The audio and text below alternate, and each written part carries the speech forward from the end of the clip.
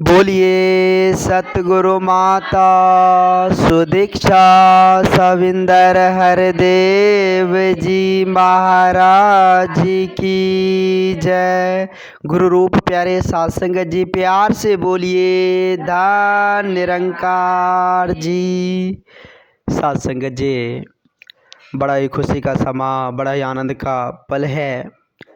परमपिता परमात्मा के असीम कृपा से, सच्चे सदगुरु के असीम कृपा से साध संगत जी हम सबों के झोली में ये समय माता जी ने बख्शा है।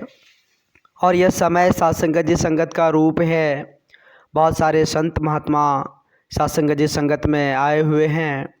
अभी साध संगत जी करीब करीब आधे घंटे से हम सभी साध संगत जी संत महात्माओं के अमोलक वचन को, विचार को श्रवण कर रहे थे। और साध संगत जी सभी, चाहे वो बाल महात्मा हो, चाहे बहन महात्मा हो, साध संगत जी सभी के मुखार विंद से अमोलक वचन निकल रहे थे जो हमारे जीवन को जीने का साध संगत जी असल तरीका सिखा दे, जीवन जीने की कला सिखा दे। ऐसे ऐसे अमोलक वचन साध संगत जी सामने आ रहे थे।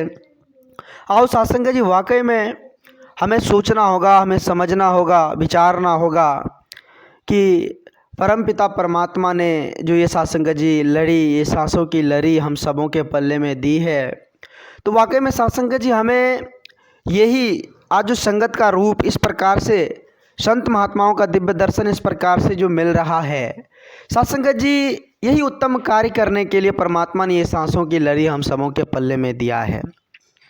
आओ साध संगत जी विचार करें। संत महापुरुष सदा हम इंसानों को समझाते हैं। साध संगत जी, संत महापुरुष सदा हम इंसानों को यही चेतन देते हैं और कहते हैं कि जिस ज्योति का अंश तू मानव, उस ज्योति को पहले जान। साध संगत जी ध्यान दीजिएगा, बड़ा ही सुंदर शब्द महापुरुष कह रहे हैं कि जिस ज्योति का अंश तू मानव, उस ज्योति को तू पहले जान। जिसने दिया है सब कुछ तुझको, जिसने दिया है सब कुछ तुझको, उसकी पहले कर ले पहचान।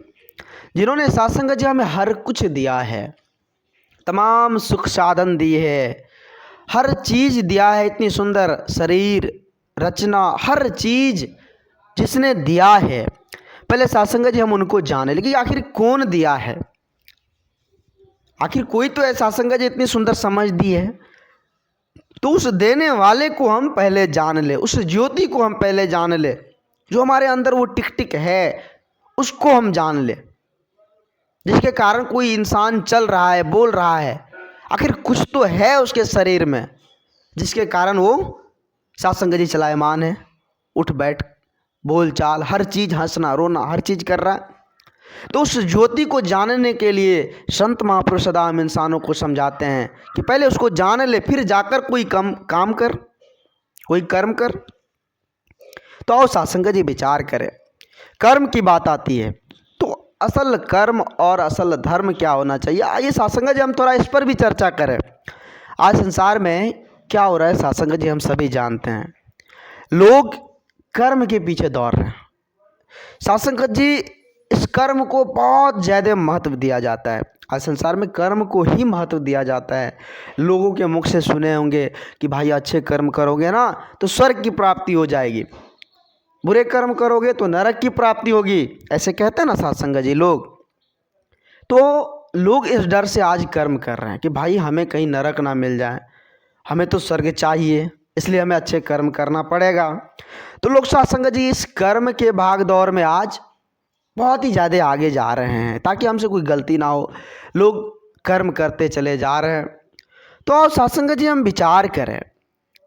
देखे होंगे साध संगत जी बहुत सारे लोग ऐसे भी होते हैं जो बहुत ही अच्छे काम कर रहे हैं, बहुत ही अच्छे कर्म कर रहे हैं, बहुत ईमानदारी के साथ जी रहे हैं, लेकिन उन्नति उसे नहीं है। बहुत सारे ऐसे लोग भी इस संसार में आपको मिल जाएंगे, तो कर्म तो अच्छे कर रहे हैं लेकिन उसको उन्नति नहीं मिल रही है।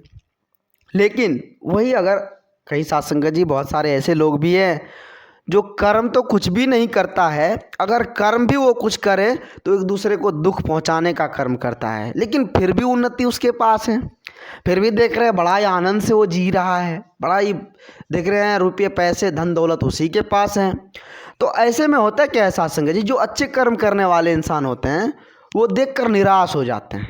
कि भाई हम इतना अच्छा कर्म कर रहे हैं, हम नेकी के साथ चल रहे हैं, किसका सब हर किसी का हित ही सोचते हैं, किसी का हम विजय आज तक अन्याय नहीं किए हैं, लेकिन फिर भी हम जो है हमारे पास कुछ भी नहीं, हमें कुछ नहीं प्राप्त होता है। और जो देखते हैं बुरे कर्म करते हैं, जो देखते हैं एक दूसरे का अन्याय ही सोचते हैं, उसको तो बहुत ही ज़्यादा सब कुछ उन्नति हो रहा है।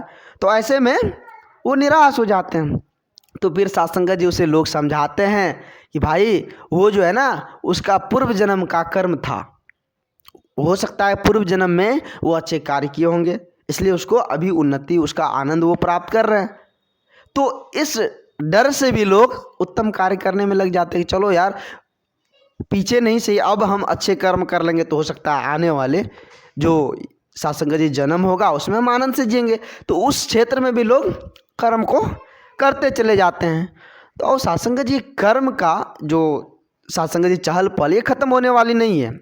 हर चीज़ कर्म से जुड़ा हुआ है, उठना बैठना सोना हंसना, मतलब दुनिया के तमाम कार्य वो कर्म से जुड़ा हुआ है सत्संग जी।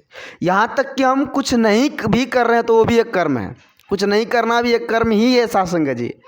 तो अब सत्संग जी विचार करें कि आखिर इंसान अच्छे कर्म करते हुए भी दुखी, बुरे कर्म करते हुए भी वो आनंद, ये कैसी बात है, अटपटा सा लग रहा है ना सत्संग जी। तो संत महापुरुष यहाँ समझाते हैं सत्संग जी कि ये कर्म अवस्था जो है, ये कर्म से मुक्ति पाने का क्या कोई रास्ता है। सत्संग जी हम सभी जानते हैं भगवान श्री कृष्ण ने अर्जुन को समझाया, उन्होंने भी यही क्वेश्चन किया था कि महाराज जब अच्छे कर्म भी कर रहे हैं तो उसे देख रहे हैं कि उन्नति नहीं है, फिर भी वो बंधन में पड़े हुए हैं, बुरे कर्म करने वाले भी बंधन में पड़े हुए हैं, तो इस बंधन से छुटकारा मिलेगी कैसे, कैसे लोग निजात पाएगा। कर रहे हैं तो भी जा रहे हैं, नहीं कर रहे हैं तो भी जा रहे हैं, दोनों स्थिति परिस्थिति में तो वही हाल है। तो आखिर ये कर्म से मुक्ति कैसे हम पाएंगे, मुक्ति अवस्था को कैसे प्राप्त करेंगे। तो भगवान श्री कृष्ण अर्जुन को समझाए सत्संग जी कि इस कर्म अवस्था से मुक्ति तभी मिल सकती है जब आप किसी महापुरुष, किसी तत्वदर्शी ज्ञानी ब्रह्मज्ञानी ब्रह्मवेत्ता के पास आप जाएंगे और उसके से चरणों में दंडवत प्रणाम करेंगे, झुक जाएंगे, तो आपको एक रोशनी, वो ब्रह्म ज्ञान की दात देंगे। और वो ब्रह्म ज्ञान की दात जब आपको प्राप्त हो जाएगी, जब उस परमपिता परमात्मा को आप जान जाएंगे, तो आपको पता चल जाएगा कि करण करावनहार हम नहीं। इतना दिन तो समझ रहे थे कि ये काम हम कर रहे हैं, कर्ता भाव बनकर हम बैठे थे कि ये काम मेरे बदौलत ही हो रहा है। अब क्या हुआ ज्ञान होने के बाद कि करण करावनहार कौन हो गए, भगवान। तो हम तो सत्संग जी कर्म से निकल गए ना, कर्म से मुक्ति पा लिए, कर्म करने वाले अब कौन हो गए, भगवान। सब कुछ तो करण करावनहार भगवान है, हम कर्म से मुक्ति पा लिए। तो कर्म से मुक्ति तभी मिल पाएगी जब सत्संग जी हम किसी ज्ञानी तत्वदर्शी महापुरुष के चरणों में झुककर सत्संग जी इस परमात्मा का ज्ञान प्राप्त कर लेंगे, इस निरंकार का ज्ञान प्राप्त कर लेंगे। तब जाकर सत्संग जी होगा क्या कि कर्ता भाव कौन हो जाएंगे, परमात्मा। देखे होंगे सत्संग जी जो ज्ञानी होते हैं उसके मुख से सुने होंगे कि करण करावन हार तू है भगवान, सब कुछ करने वाले तो आप है, एक पत्ता भी हिल रहा है तो आपकी कृपा से हिल रहा है, हम करने वाले कुछ भी नहीं है, हमारे बस की क्या, हम तो एक कठपुतली है, हम तो एक मिट्टी का पुतला है। करने वाले कौन है, भगवान है। कर्ता भाव कौन हो गए, भगवान। जब सत्संग जी ज्ञान हो जाएंगे, इस परम पिता परमात्मा को आप जान जाएंगे, तो कर्ता भाव भगवान हो जाएंगे, करण करावनहार भगवान हो जाएंगे, तो हम कर्म से मुक्ति पा लेंगे और मुक्ति अवस्था में चले जाएंगे। फिर क्या होगा, सत्संग जी करोड़ों करोड़ों जन्मों का जो गठरी था, कर्म का गठरी, जिसको लेकर हम सर पर बोझ लेकर घूम रहे थे और दुख का कारण में हम जी रहे थे, वो सब कुछ क्या हो गया, चंद पलों में खत्म, चंद पलों में समाप्त। जिस प्रकार देखे होंगे सत्संग जी, बहुत सारे लकड़ी का ढेर है और एक माचिस की तीली यहाँ जला दीजिए, क्या बन जाता है, कोयला बन जाता है ना। तो उसी प्रकार वो कर्म क्या हो गया, सारा कर्म आपका खत्म हो गया। कब, जब इस परमात्मा को आप जान लिए, सब कुछ छोड़ दिए, किस पर, परमात्मा पर, कि करण करावनहार तो भगवान है, हम इस परम पिता परमात्मा के आश्रय में इस जीवन को जी रहे हैं, करने वाले ये परमात्मा है, हम कुछ भी नहीं है, हम कुछ भी नहीं। ऐसा समर्पण का भाव जब आ जाएगा तो आप कर्म, करोड़ों करोड़ों जन्मों से जो ये कर्म की गठरी जो सत्संग जी हमारे ऊपर था, वो सब कुछ खत्म हो जाएगा। जिस प्रकार देखे होंगे साध संगत जी कि सपना देखते हैं और सपने में साध संगत जी हम कोई उत्तम कार्य कर देते हैं, कोई साध संगत जी बुरे से बुरे कार्य कर देते हैं, सपना में देखे ना, तो उसका जैसे ही नींद खुला तो देखिए साध संगत जी कुछ भी नहीं, वो कर्म खत्म है ना।